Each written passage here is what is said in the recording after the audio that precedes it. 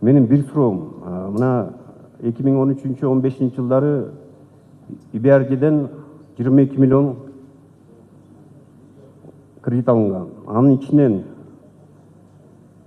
3 миллиону грант экен. 11 миллиону ИБРД бериптир. 8 миллиону болсо башка донордон келиптир. Азыркы убакта бул тергөө иштери жүрүп атат. Канча акча калды ушул кабарыңыз барбы? Маалыматыңыз барбы?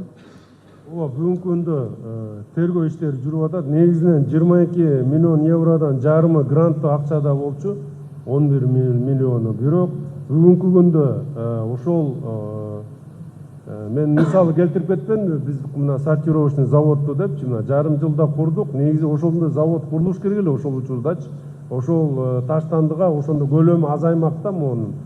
Бирок ошол иштер кылынган эмес. Анан бүгүнкү күндө тергөө иштери жүрүп, тиешелүү чаралар көрүлүп атат. 6,8 миллион евросы калган.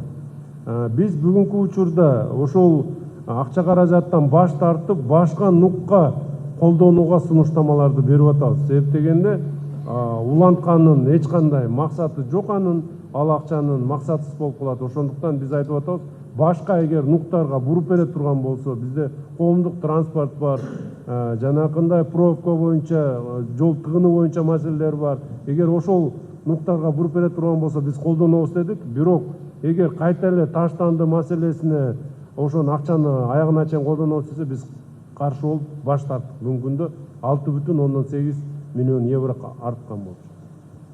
Ар бир берилген кредиттин милдеттенмелери бар. Ошол жерде штрафтык санкциялар бар. Ошондой жаралдыбы? Канча ким төлөйт ошонун баарын экен? Биз бүгүнкү күнгө чейин мынакей тарифтен сырткары бизге чоң көйгөй. Бул деген биз 28-жылга чейин мэрия ошол 22 миллион евронун кредитин төлөп атабыз. 118 миллион бул деген БСП сортировочный, анан тазалык 24 миллион. Жалпысынан биз деген 142 миллион сом жылына төлөйбүз. Биз анын ишин үзүрүн көргөн жок, бирок биз кредит төлөйбүз. Урматтуу депутаттар, сиздер да мынакей күбө болуп отурасыздар. Мынакей канча деген акча кайсыл жакка колдонулуп атат? Болбосо Бишкек шаарынын өнүгүп өсүшүнө биз ушул акчаларды коротсок кандай болот эле?